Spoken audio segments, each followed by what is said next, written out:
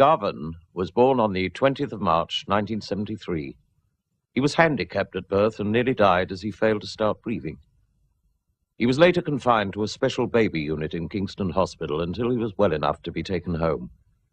But his health did not improve, and he was later admitted to the Children's Hospital at Great Ormond Street, and there it was diagnosed that he had a very rare and fatal bone marrow disease known as Fanconi's anemia. Towards the end of Garvan's life, he had visited on 3 separate occasions Helen House, a hospice here in Oxford for sick and terminally ill children. On his last visit, he had recorded a television interview with Mother Frances Dominica, the founder of Helen House, in which he talked openly about his illness, fully aware that he was going to die. I was on steroids for 5 years, for the first 5 years of my life. And, well, when I was 10 years old, they took me off them because I had a liver hemorrhage.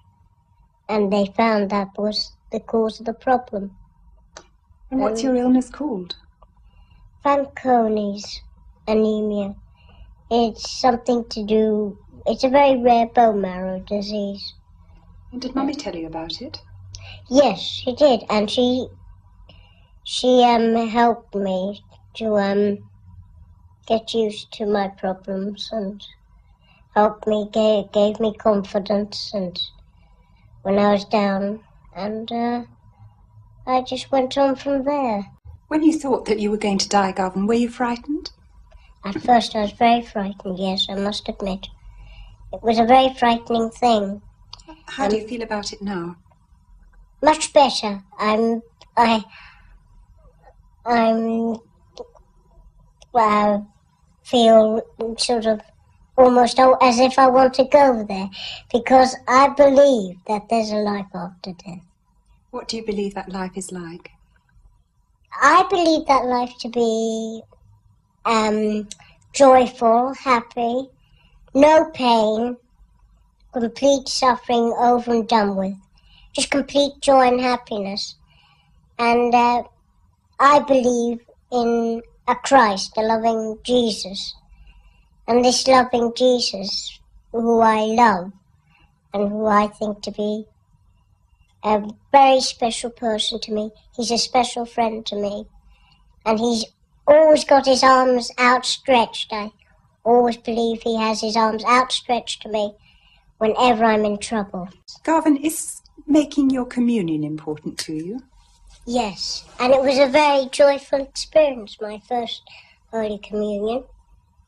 And meeting Christ in Holy Communion, I found was a great joy and very sort of mysterious, very peaceful, and it was the only time I could seem to talk to him about my deepest problems, and have a really good talk to him about it and what I felt, and ask him for his help. And he always answered me back. But my way of praying is just praying with an open heart to him, so that I get the open answer back. Yes, it was a very important time, and my very first time was extremely the most happiest day of my life, I think. That very first day I took it, and his coming to me was very special. So there's a lot to thank God for? Yes, I thank God an awful lot for this gift he's given me. I mean, it's very special because it's actually God and man sitting at table, sharing the banquet, sharing his gift. His gift, his most precious gift, his Son, in the Holy Eucharist. And it is a very special gift. And I always try and get down for that gift. And I always thank him for it every day.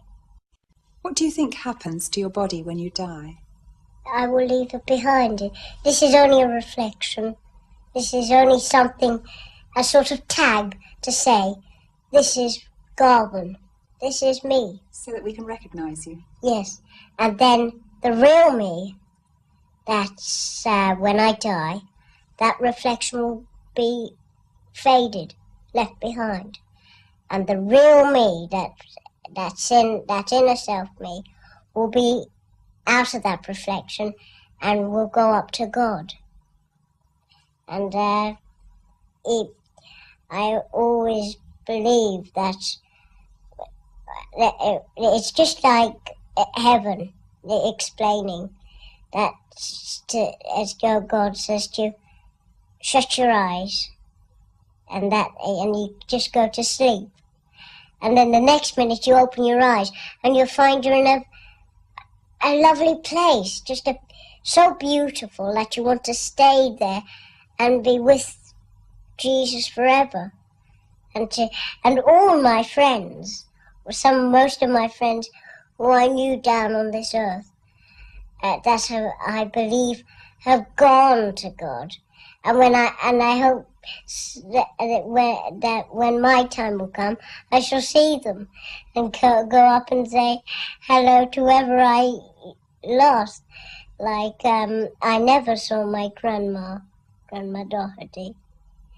And I hope to see her in heaven, and my grandpa, and some of my aunties, and my Uncle Christy, who I used to know down here very well.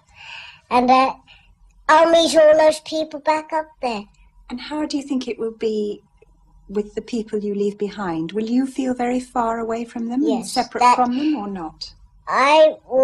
It's very difficult, but I believe that Christ will look after my family, and whatever needs they need, I believe He will provide for them, and I shall always look down on them if I go before them, and I shall always look down on them and always be there.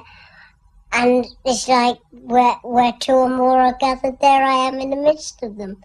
And I will be there in the midst of my family. They might not see me, but I'll be there watching them, looking after them all the time.